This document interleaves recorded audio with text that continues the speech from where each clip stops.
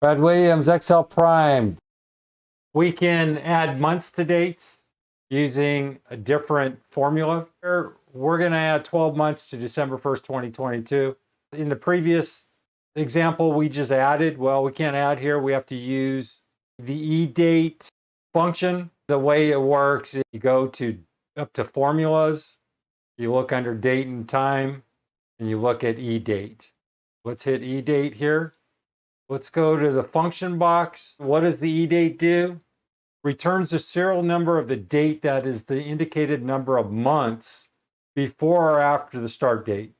Start date is a serial date number that represents the start date. So in order to add months, we can use the EDATE structure, and the layout is EDATE, you have a start date, which is December 1st, 2022, and then we have however months. The end result is December 1st. We can subtract months. We can add more than 12 months. Here, the start date is December 1st, 2022 in B7. We add 30 months. The result is June 1st, 2025. Keep in mind, we're looking at months and not dates. The serial number is 45809, and you're going, well, that looks like this exact same formula. It is the same formula.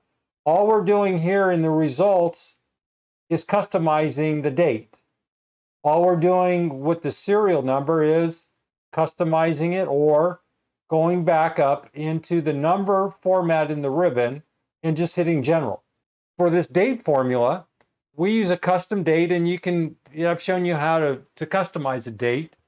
You can customize it however you want. And here is the actual formula. Brad Williams, Excel Prime.